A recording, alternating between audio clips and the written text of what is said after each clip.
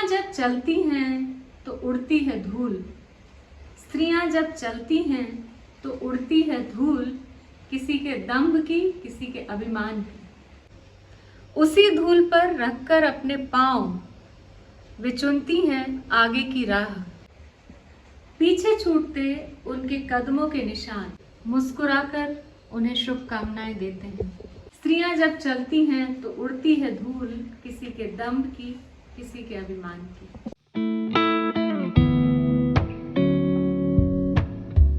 नमस्कार साथियों, आप देख रहे हैं प्रधान नामा और आज के इस बेहद खास अंक में रूबरू हैं हमसे जानी मानी साहित्यकार प्रोफेसर चित्रा सिंह जी।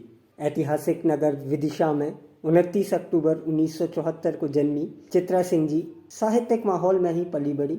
बरकतुल्ला विश्वविद्यालय से रसायन शास्त्र में परास्नातक होने के बाद उन्होंने कार्बनिक रसायन में मेटालिक सोप्स पर शोध कार्य कर पीएचडी की उपाधि अर्जित की। वर्तमान में वे क्षेत्रीय शिक्षा संस्थान एनसीईआरटी भोपाल में प्राध्यापक तथा विभागाध्यक्ष हैं। वर्षों से कवि कर्म से जुड़ी चित्रा सिंह जी की रचनाएं देश की अनेक प्रतिष्ठित पत्र पत्रिकाओं में प्रकाशित व प्रशंसित होती रही हैं। आपको वर्ष 2014 में साहित्य के क्षेत्र में महत्वपूर्ण योगदान के लिए राष्ट्रीय साहित्य सुरभि अलंकरण से सम्मानित किया जा चुका है। आपका पहला काव्य संग्रह रेत में उगाए हैं फूल का प्रकाशन भारतीय भाषा परिषद कोलकाता से वर्ष 2012 में हुआ था। दूसरा काव्य संकलन धूप के नन्हे पांव पूरे 10 वर्ष बाद 2022 में प्रकाशित हुआ। प्रधाननामा में प्रोफेसर चित्रा सिंह जी का हार्दिक स्वागत है। हम उनके उज्जवल भविष्य हेतु शुभकामनाएं देते हैं। नमस्कार, प्रधाननामा चैनल की ओर से आप सभी श्रोताओं को मेरा बहुत बहुत नमस्कार। मैं चित्रा सिंह इस चैनल के माध्यम से आज आप सभी से मुखातिब हुई हूँ। इससे पहले कि मैं अपनी कुछ कविताएं यहाँ पर प्रस्तुत करूँ, मैं आपको अपना एक छोटा सा परिचय बताना चाहती हूँ। मैं मूलतः मध्य प्रदेश विदिशा की निवासी हूँ और मेरा जो विषय है वो रसायन शास्त्र है। मैं रसायन शास्त्र पढ़ाती हूँ, लेकिन इसके अलावा मैं कविताएं भी लिखती हूँ और साहित्य मुझे जो है वो विरासत में मिला है। मेरी अब तक 2 कविताओं की किताब जो है वो प्रकाशित हो चुकी हैं, जिसमें से पहला संग्रह मेरा जो है वो 2012 में भारतीय भाषा परिषद कोलकाता से आया है और अभी हाल ही में 2022 में मेरा दूसरा संग्रह जो है वो धूप के नन्हे पांव एक 10 वर्ष के लंबे अंतराल के बाद अभी फिर से एक संग्रह मेरा प्रकाशित हुआ है। तो आज मैं अपने दोनों संग्रह से कुछ कविताएं यहाँ पर आपको सुनाऊंगी। इसके अलावा मैं अपनी इस साहित्यिक यात्रा और कविता मेरे भीतर कैसे आई, उसका बीज कहाँ से पड़ा और वो कैसे प्रफुल्लित हुई, उन सभी बातों के बारे में भी आपसे थोड़ी बहुत चर्चा करूंगी। तो सबसे पहले हम एक कविता से शुरुआत करते हैं आज की इस बातचीत की और फिर इसके बाद बीच बीच में मैं उसका जहाँ से वो उद्भव हुई है और उसकी जो जीवन यात्रा है, जीवन चक्र है, उसके बारे में बात करेंगे। तो मेरा जो पहला संग्रह मैंने आपको बताया था 2012 में प्रकाशित है भारतीय भाषा कोलकाता से, उसका शीर्षक है रेत में उगाए हैं फूल। तो इसी से मैं अपनी पहली कविता की शुरुआत कर रही हूँ। प्रेम कविता है। पानी पर खींच दे जैसे कोई लकीर, पानी पर खींच दे जैसे कोई लकीर, ऐसे आए तुम जीवन में। मैं स्तब्ध सी खड़ी हूँ अब भी किनारे पर, मैं स्तब्ध सी खड़ी हूँ अब भी किनारे पर, लहरों में ढूंढ रही हूँ तुम्हारा चेहरा। पानी पर खींच दे जैसे कोई लकीर, ऐसे आए तुम जीवन में। अगली कविता है। घर बसाया जब मैंने तुम्हारे बिना, घर बसाया जब मैंने तुम्हारे बिना, तुम्हारी याद से ही सज गया हर एक कोना। कुछ और रखने की जगह ही कहाँ बची फिर। अगली कविता भी छोटी सी है। चांद से पूछ लिया करती हूँ रोज तुम्हारा हाल, चांद से पूछ लिया करती हूँ रोज तुम्हारा हाल, किसी दिन पूछ लूंगी उसी से तुम्हारा पता भी। एक और कविता प्रेम की ही है।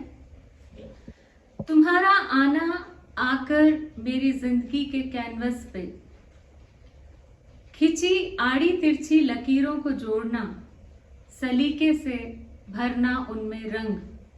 तुम्हारा आना आकर मेरी जिंदगी के कैनवस पर, खिंची आड़ी तिरछी लकीरों को जोड़ना, सलीके से भरना उनमें रंग। जिससे बनी थी खूबसूरत सी एक तस्वीर, जिससे बनी थी खूबसूरत सी एक तस्वीर, तस्वीर जिसकी शक्ल बिल्कुल मेरी सी थी, तस्वीर जिसकी शक्ल बिल्कुल मेरी सी थी, और वो रंग तुम्हारे भर लिए हैं मैंने अपनी मांग में। मुझे अक्सर ये पूछा जाता है कि आपका जो विषय है वो रसायन शास्त्र है, लेकिन आप कविताएं लिखती हैं, तो साहित्य से आपका क्या नाता है, कैसे आपका रिश्ता साहित्य से बना? तो मैं बताना चाहती हूँ कि साहित्य जो है वो मुझे विरासत में मिला है, और मेरे पिता एक देश के बहुत ख्याति नामी आलोचक हैं, लेखक भी हैं, कवि भी हैं, संपादक भी हैं, और मैं आदरणीय प्रोफेसर विजय बहादुर सिंह जी की सुपुत्री हूँ। तो ये जो बीज मुझे अपने रक्त के साथ साथ जो इसको मैंने पनपते देखा, वो उनके सानिध्य में ही देखा, और जो लोग उन्हें बहुत अच्छे तरीके से और करीब से जानते हैं वे ये भी जानते हैं कि हमने अपने बचपन से ही बाबा नागार्जुन को, आदरणीय भवानी प्रसाद मिश्र जी को, इन सबको अपने घर में अपने पिताजी के साथ उठते बैठते देखा। और बाबा नागार्जुन से तो हमारा एक ऐसा रिश्ता था कि हम उन्हें अपने बाबा ही समझते थे, कहते तो थे ही, लेकिन हमें लगता था कि वे ही हमारे दादाजी हैं, क्योंकि मेरे दादाजी तो बहुत दूर उत्तर प्रदेश में रहते थे। तो तब उस समय हमारा जो बाबा से रिश्ता था वो पोती और दादा का रिश्ता था। मैं तो उनकी गोद में खेल के बड़ी हुई हूँ। और इसमें एक मज़ेदार किस्सा मैं यहाँ पर सुनाना चाहूँगी आप सभी को कि मेरा जो ननिहाल है वो गंज बासोदा था और विदिशा में हमारा घर था। तो मेरी माँ अक्सर अपने माता पिता के यहाँ ननिहाल जब जाती थी तो हम दोनों बहनों को भी लेके जाती थी साथ। तो उस समय बाबा हमें बहुत मिस करते थे, क्योंकि बाबा कई बार हमें स्कूल लेने भी आया करते थे। हम लोग बहुत छोटे थे, बहुत छोटी उम्र की बात मैं आपको बता रही हूँ। तो एक बार जब हम अपने ननिहाल चले गए और बाबा को घर एकदम सूना सूना सा लगा, तो उन्होंने एक बहुत अच्छी मुझे कविता के रूप में चिट्ठी लिखी, और उसमें मेरे नाम से उन्होंने लिखा कि गुड़िया तू क्यों चली गई, मैं तुझे बहुत याद करता हूँ और तू वापस कब आएगी। तो वो जो उनका एक वात्सल्य भाव मेरे लिए था, मैं तो अपने आप को बहुत खुशकिस्मत समझती हूँ कि बाबा ने मेरे लिए चिट्ठी लिखी और वो छपी भी है बाकायदा।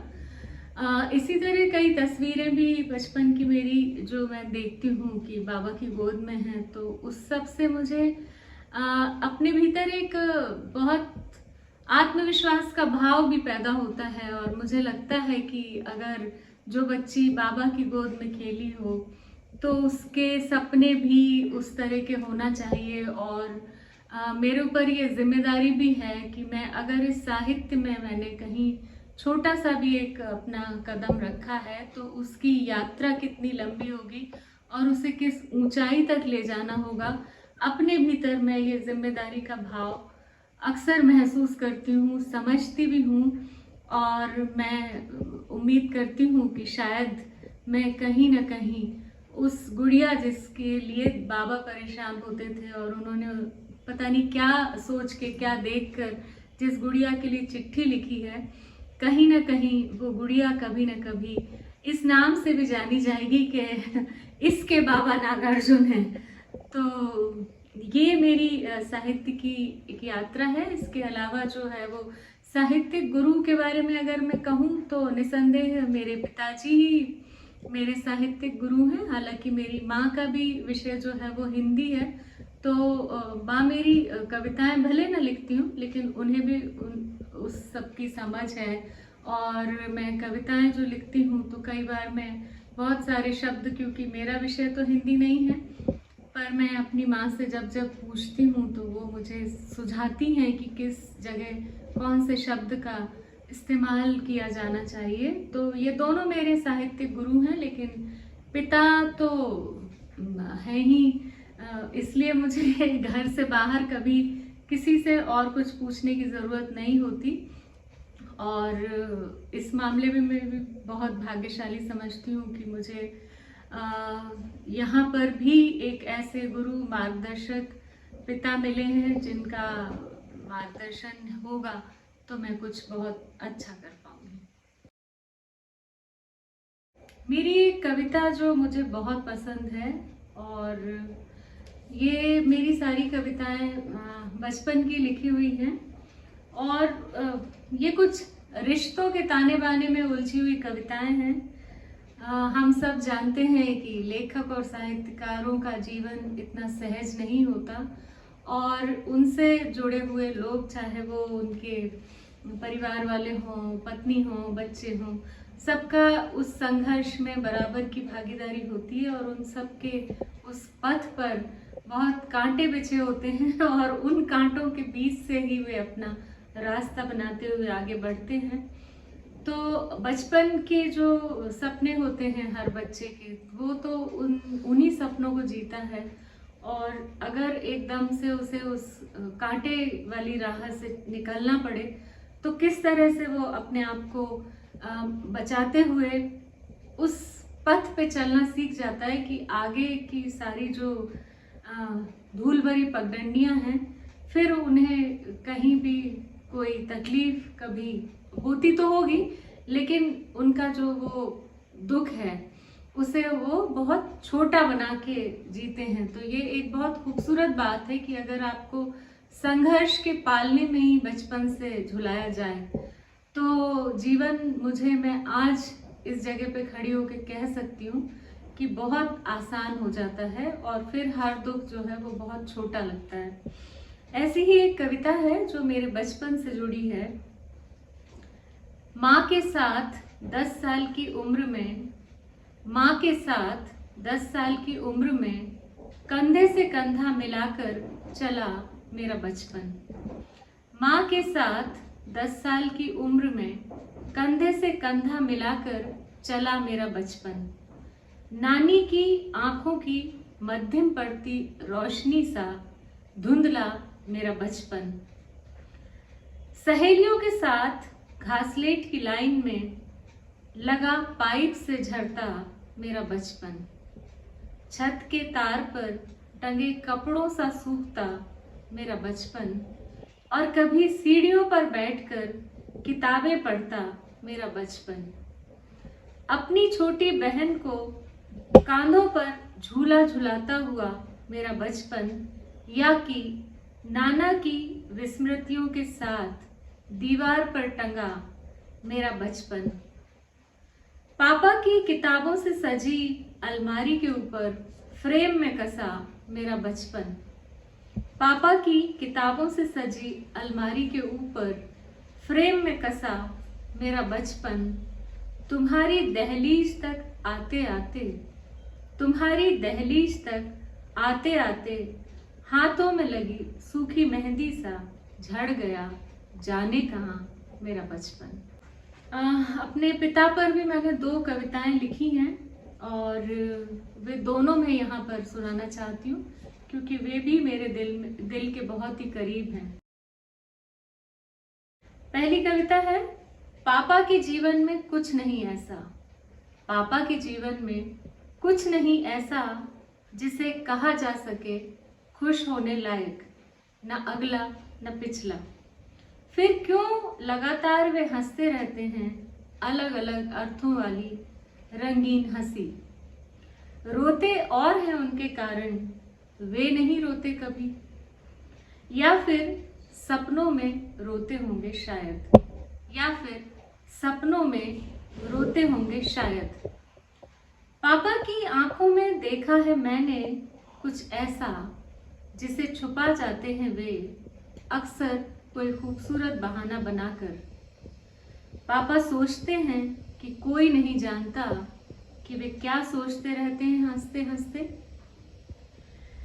पर हम सब ये जानते हैं कि ये भी एक तरीका है उनका किसी को न बताना अपना दुख, जो अक्सर ही दिखाई पड़ जाता है उनकी रहस्यमयी हंसी में।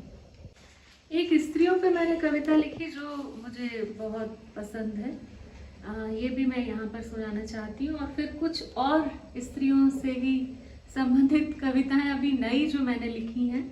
तो ये मेरे पहले संग्रह की आखिरी कविता है और इसके बाद फिर मैं अपने नए संग्रह से कुछ कविताएं सुनाऊंगी। पक्की मिट्टी वाली औरतें सिंदूर पाजेब का पर्याय बन लांघती हैं दहलीज से दहलीज। पक्की मिट्टी वाली औरतें सिंदूर पाजेब का पर्याय बन लांघती हैं दहलीज से दहलीज। गढ़ती हैं नए आकार में रोज खुदी को, गढ़ती हैं नए आकार में रोज खुदी को। चक्की पर पिसती हैं बारीक और बारीक, चक्की पर पिसती हैं बारीक और बारीक। चूल्हे पर सिकती हैं दोनों पहर, चूल्हे पर सिकती हैं दोनों पहर। भरती हैं बर्तन भर झड़ जाती हैं पानी से, भरती हैं बर्तन भर झड़ जाती हैं पानी से। ढुल जाती हैं आखिरी बूंद तक, ढुल जाती हैं आखिरी बूंद तक। पक्की मिट्टी वाली औरतें धुली चादर सी बिछ जाती हैं कई कई बार एक ही बिस्तर पर। पक्की मिट्टी वाली औरतें बिछ जाती हैं धुली चादर सी कई कई बार बिस्तर पर। एक और भवानी भाई का जो किस्सा है वो मैं यहाँ पर ज़रूर सुनाना चाहती हूँ, क्योंकि बाबा की बात हुई और भवानी दादा की बात नहीं हुई। तो एक बार मेरे माता पिता मुझे करीब उन्होंने जो मुझे बताया कि मैं 6 महीने की थी और गर्मियों के मौसम में वो मुझे लेकर गए दिल्ली मिलने। तो वहाँ दिल्ली में गर्मी बहुत ज़्यादा थी, उमस भरी गर्मी थी और मैं बहुत पहले तो मुझे भवानी दादा ने जब पहली बार देखा तो वो बड़े प्रसन्न हुए और उन्होंने मेरे पिताजी से कहा कि तुम्हारा और मेरी माँ का नाम उषा है, तुम्हारा और उषा का जो मिला जुला सौंदर्य है वो तुम्हारी इस बच्ची को मिला है। तो मतलब ये एक बात है। और दूसरी बात ये है कि उन्हीं के घर में एक छोटे से टब में, तब वहाँ ऐसा हमारे तो ज़माने में अब हर चीज़ की हम फ़ोटो ले लेते हैं, लेकिन उन दिनों में उस समय फ़ोटो का इतना चलन नहीं था। पर मैं आज मेरी आंखों में वो चित्र खिंचता है कि वो कैसा मंजर रहा होगा। तो मैं उनके घर में एक गर्मी से इतनी परेशान थी कि बहुत ज़्यादा रोती थी। तो दादा एक टब खरीद के लाए और उन्होंने कहा कि इसको ये फील होना चाहिए कि ये बाथ टब में है, और उस बाथ टब में पानी भर के प्लास्टिक के, और मुझे वो दिन भर वहीं पर बोलते थे कि इसको इसी में छोड़ दो, इसी में खेलने दो, क्योंकि ये बच्ची है छोटी और ये गर्मी से ज़्यादा परेशान हो रही है। तो ये किस्सा बड़ा मज़ेदार है। फिर उन्होंने मेरे पिताजी से ये भी कहा कि इसकी शादी किसी ऐसे प्रदेश में मत करना जहाँ पर गर्मी बहुत पड़ती हो, क्योंकि तुम्हारी लड़की को गर्मी बहुत लगती है और हर जगह तो हम बाथ टब नहीं भेज सकते। तो मुझे बड़ा अच्छा लगता है कि इस तरह की बातें जब हो रही थी, मुझे तो होश भी नहीं था, मैं 6 महीने की छोटी बच्ची थी, लेकिन मुझे जब मेरे माता पिता सुनाते हैं तो मैं सिहर सी जाती हूँ कि वो कैसा दृश्य रहा होगा और मैं कितनी अनभिज्ञ रही होंगी कि मुझे पता ही नहीं है कि मैं किसकी गोद में हूँ किसके घर में हूँ। और आज जब इतने बड़े बड़े नामों के साथ जब हम ये बातें जोड़ते हैं तो वाकई हमारे जो हैं रोंगटे खड़े हो जाते हैं कि कितने भाग्यशाली बच्चे हैं हम लोग। एक कविता जो है वो मेरे अपने विषय पे मैंने लिखी है, और ये कविता जो है आज के समय के लिए बहुत ही मतलब जिसे हम कहते हैं कि समसामयिक है। और अभी हम इतने स्त्रीवादी सुरों की बात करते हैं, हम अलग अलग तरह से स्त्रियों की आज़ादी की बात करते हैं, और हम पहले के और अभी के समय की तुलना जब करते हैं, हम महादेवी जी के उस समय की कल्पना करते हैं, हम अमृता जी के उस काल को जब हम पढ़ते हैं कि किन किन परेशानियों से स्त्रियों ने अपने आप को जूझ के निकाला है और आज इस मुकाम पे पहुंची हैं। खास तौर पे मैं तो शिक्षा के क्षेत्र में हूँ और मेरा जो संबंध है वो विद्यार्थियों से है, और 90% लगभग जो विद्यार्थी हैं मेरी वो छात्राएं हैं।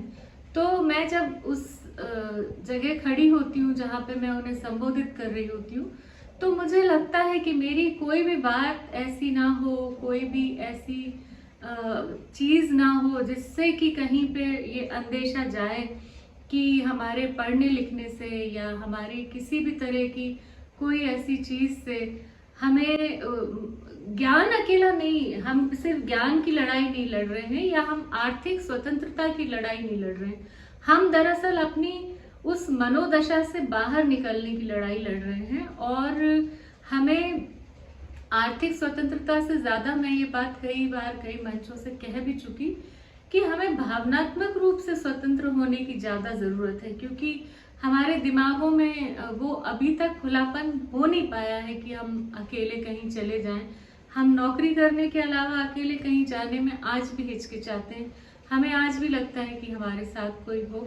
तो ये जो भावनात्मक स्वतंत्रता है जिसे हम कहते हैं इमोशनल इंडिपेंडेंस, तो उस बारे में मुझे लगता है कि अभी बहुत काम करने की ज़रूरत है।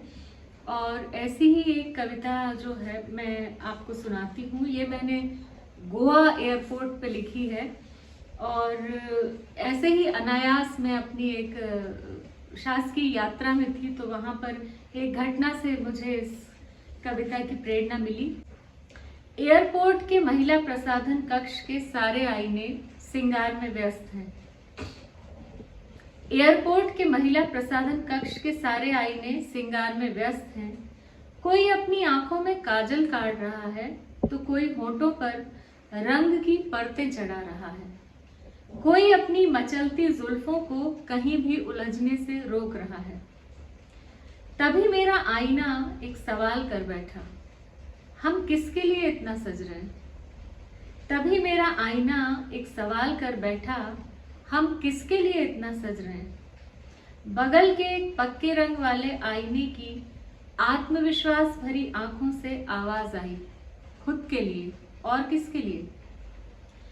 बाकी सारे आईनों ने भी सहमति में जोर से अपनी पलकें झपकाई, और सब के सब धड़ल्ले से दरवाजे को धकेलते हुए सीट बेल्ट को कस के बांध अपनी कुर्सी की पीठ सीधी कर लंबी उड़ान के लिए निकल गए। एक और मैंने आपको बताया कि मेरा जो विषय है मैंने उसमें भी थोड़ी सी एक प्रयोग किया है, तो 2 कविताएं कुछ रसायन शास्त्र के इर्द गिर्द घूमती हुई।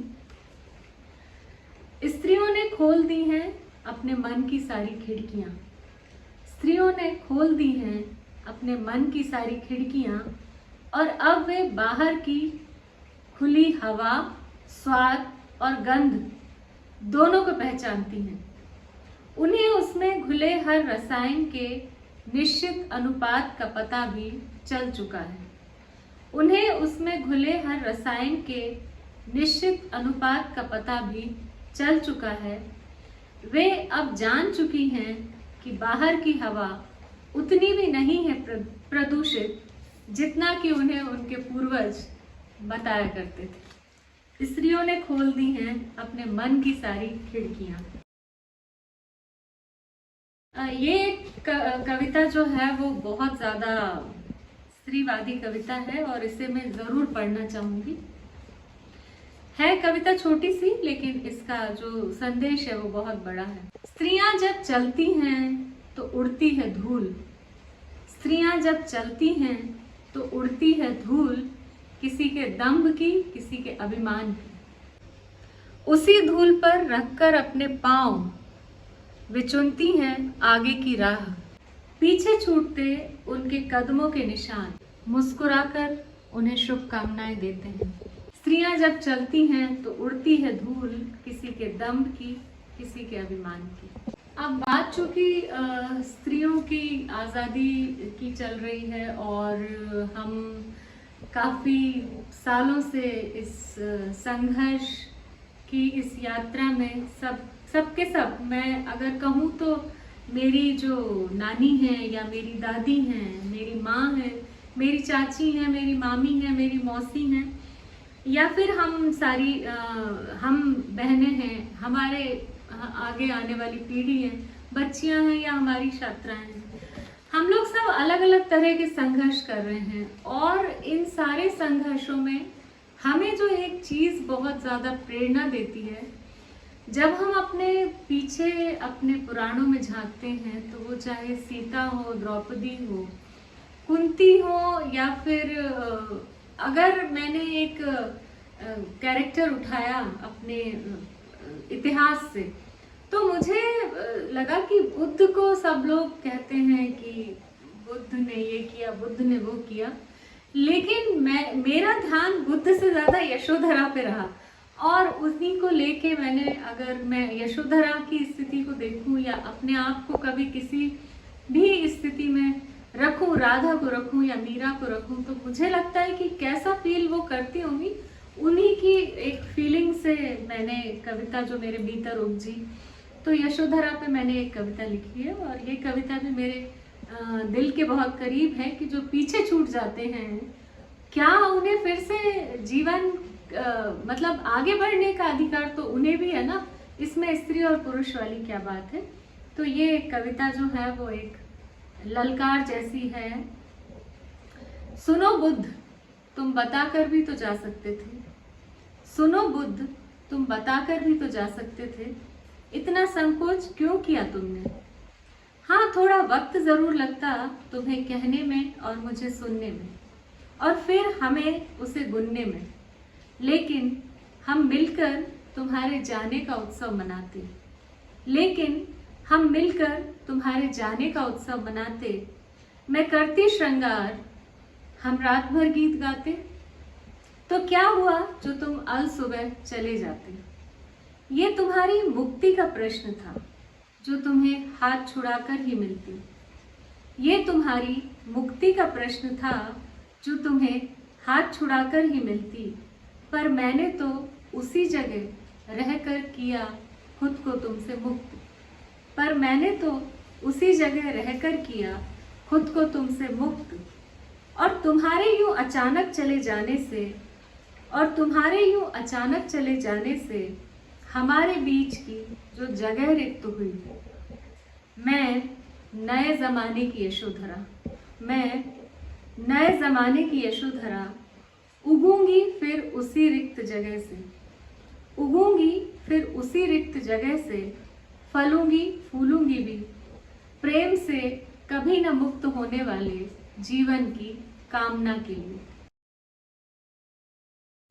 कुछ कविताएं जो हैं वो मेरी प्रकृति से मेरा एक अजीब सा लगाव है, और मैं बार बार जो है वो मुझे प्रकृति कहीं ना कहीं किसी न किसी रूप में बहुत ज़्यादा खींचती है। तो प्रकृति की जो कुछ कविताएं मैंने लिखी हैं, मिट्टी और बीज, और अभी मैं आपसे बात कर रही थी तब कई बार मैंने बीज का जिक्र भी किया, तो वो 2-3 कविताएं जो हैं वो मैं सुनाना चाहूँगी। मिट्टी के मन पर गिरा है आकर, मिट्टी के मन पर गिरा है आकर, अभी अभी एक नया बीज, मिट्टी के मन पर गिरा है आकर, अभी अभी एक नया बीज, मिट्टी ने भी किया है बाहें फैलाकर उसका स्वागत, मिट्टी ने भी किया है बाहें फैलाकर उसका स्वागत, बीज ने पी ली मिट्टी की नमी और अब उन दोनों के बीच परस्पर एक रिश्ता है फलने फूलने का। और अब उन दोनों के बीच परस्पर एक रिश्ता है फलने फूलने का, और दोनों की शिराओं में एक सा रक्त बहता है, और दोनों की शिराओं में एक सा रक्त बहता है। अगली कविता भी मिट्टी और बीज के रिश्ते पर ही है। मिट्टी और बीज के बीच एक अजीब सा रिश्ता है। मिट्टी और बीज के बीच एक अजीब सा रिश्ता है कि बीज जब गिरता है जमीन पर, तो उतने हिस्से की मिट्टी खुद ब खुद उसके नाम हो जाती है। तो इस तरह आज आपने इस प्रधान नामा चैनल के माध्यम से मुझे और मेरी कुछ कविताओं को, पहले और दूसरे संग्रह की मिली जुली कविताओं को सुना। तो मैं प्रधान नामा चैनल को तो तहे दिल से धन्यवाद देना ही चाहती हूँ। साथ ही साथ मुझे यहाँ पर सुनने वालों को मैं इस रूप में ये संदेश देना चाहती हूँ कि आपका विषय कोई भी हो, लेकिन जैसे मेरा विषय रसायन शास्त्र है और हम सब जानते हैं कि केमिस्ट्री के बिना कुछ भी संभव नहीं है, और जीवन के हर विषय में रसायन शास्त्र है। लेकिन आपका विषय कोई भी हो, ये जो हमारे आधारभूत स्तंभ जीवन के, हमारे जो पंच तत्व हैं, जिसको हम अग्नि, जल, वायु, पृथ्वी और आकाश कहते हैं, और अगर हम अपने आसपास देखें, पेड़ पौधों को देखें, तो ये जो प्रकृति है पूरी, या पूरी सृष्टि है, ये जिस तरह से हमें जीवन जीने का जो गुर सिखाती है, या जो संदेश हमें देती है कि किस तरह से धूप में भी आप कड़ी धूप में आप खड़े हैं, बारिश में आप खड़े हैं, लेकिन इसके बाद भी आप मुस्कुरा रहे हैं। आपका एक निश्चित जीवन चक्र है। फूल कभी अपने समय पर खिलने से अपने आप को नहीं रोकता। उसी तरह से आप जीवन में चाहे दुख सुख हानि लाभ सब कुछ आते जाते रहेंगे, लेकिन हंसना मत भूलिए, मुस्कुराना मत भूलिए। इसीलिए हम कहते हैं कि प्रकृति को हमें बहुत ज़्यादा सहेजने की ज़रूरत है, क्योंकि ये हमें सिर्फ खान पान या हमारे जीवन के लिए ज़रूरी नहीं है, बल्कि जीवन जीने की कला सिखाते हैं, और उसके लिए भी बेहद ज़रूरी है। मैं तो इतना कुछ सीखती हूँ पेड़ पौधों से, बात करती हूँ उनसे, उनमें जीवन ढूंढती हूँ, और मुझे लगता है कि मुझे तो अगर कोई कहे कि आपकी जीवनदायिनी या आपकी ऊर्जा क्या है, तो वो तो पर्यावरण ही है। हम नदी के पास जाके खड़े हो जाएं, हमारा सारा तनाव है वो ख़त्म हो जाता है। हम किसी पेड़ के नीचे जाकर खड़े हो जाएं, तो वो हमारा तनाव पूरा जैसे खींच लेते हैं या सोख लेते हैं। तो हमें प्रकृति के जितने ज़्यादा से ज़्यादा सानिध्य मिले उसमें, और हम क्या कर सकते हैं ये भी। और मैं अपनी बात को ख़त्म यहाँ से करना चाहती हूँ। एक और महत्वपूर्ण संदेश जो मैं अपने लिए भी लिख के मैंने रखा है और आप सबसे भी साझा करना चाहती हूँ, कि निर्मल वर्मा जी ने लिखा है कि अगर कोई दुख आपके पास आया और अगर आप उसका कुछ बना नहीं सके सृजनात्मक, तो वो दुख बेकार चला जाएगा। इसलिए इस बात को हमेशा ध्यान रखिए कि आपके पास अगर कोई बुरी चीज़ भी आती है, तो आप उसे उस मौके को भुनाइए और उसे अच्छे में तब्दील करके वापस कीजिए जहाँ से वो आई है। फिर देखिए ज़िंदगी जीने का मज़ा। नमस्कार।